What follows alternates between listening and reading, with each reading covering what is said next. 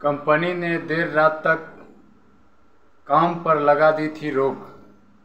फिर पैदा होने लगे थे ज़्यादा बच्चे। कई और फायदे। जापान में घटती आबादी के बीच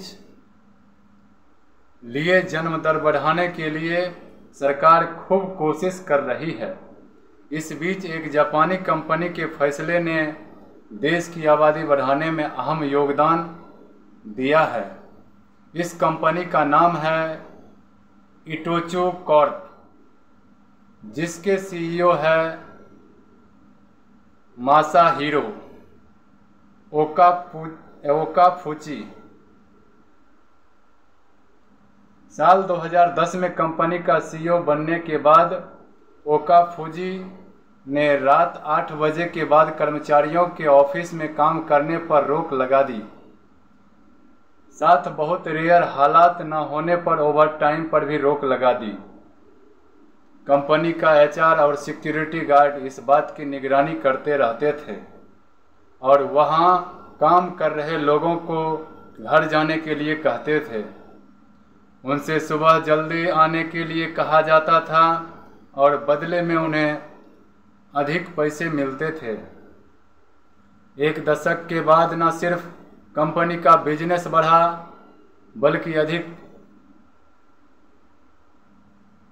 बल्कि अधिकारी यह जानकर भी हैरान हुए कि अधिक महिला कर्मचारियों ने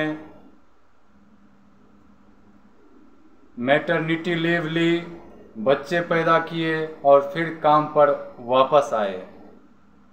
जापान के लिए वरदान। अपने इस फैसले के बाद यह ट्रेडिंग हाउस घटती जनसंख्या दर से जूझ रहे जापान के लिए एक मिसाल बन गया। जापानी सरकार भी लोगों को अधिक बच्चे पैदा करने के लिए प्रेरित करने में जुटी है। इटोचू के एग्जीक्यूटिव वाइस प्रेसिडेंट फुमिहिको कोवाइशी ने कहा है कि हमने कंपनी की प्रोडक्टिविटी बढ़ाने के लिए फैसला लिया था। हमें नहीं पता था कि यह बर्थ रेट के लिए भी इस तरह का कदर प्रभावशाली होगा। ओकाफुजी के सीईओ बनने के बाद इटोचू कंपनी के फुल टाइम कर्मचारियों के फर्टिलिटी रेट में दुगुना इजाफा हुआ। 31 मार्च 2022 को खत्म हुए वित्त वर्ष में कंपनी में कार्यरत हर महिला कर्मचारी के पास 2 बच्चे हैं, जबकि जापान का नेशनल रेट 1.3 है। आलोचना भी हुई थी। जन्म दर में वृद्धि ने सबसे पहले इटोचू बोर्ड की सदस्य अत्सुको मुराकी का ध्यान आकर्षित किया।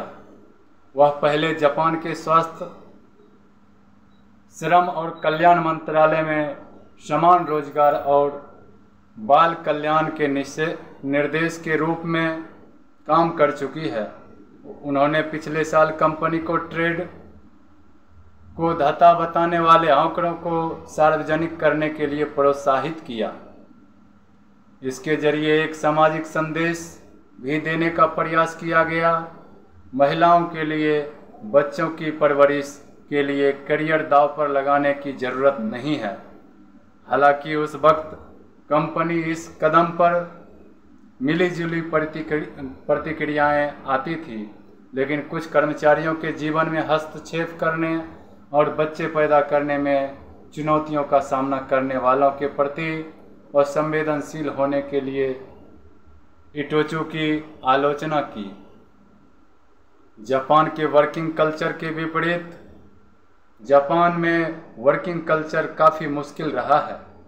इसमें देर रात तक काम करने के चलते कर्मचारियों के लिए फैमिली के साथ क्वालिटी समय बिताना कठिन होता है। इन हालात में महिलाओं के लिए मुश्किलें और बढ़ जाती है। बच्चों की देखरेख के लिए अक्सर उन्हें करियर से समझौता करना पड़ता। ऐसे में इटोचू में नाइट शिफ्ट पर प्रतिबंध ने इस दबाव को कुछ हद तक कम कर दिया। कोविड-19 के बाद कंपनी ने कर्मचारियों को हफ्ते में 2 दिन घर से काम करने का विकल्प दिया था। कंपनी ने पिछले साल ऑफिस के घंटों को 8 से घटाकर 6 कर दिया था, ताकि लोग दोपहर 3 बजे तक काम कर सके। इसका फ़ायदा प्रेग्नेंट महिला कर्मचारियों को मिला और वह काम पर वापस लौट आई। काम घंटों के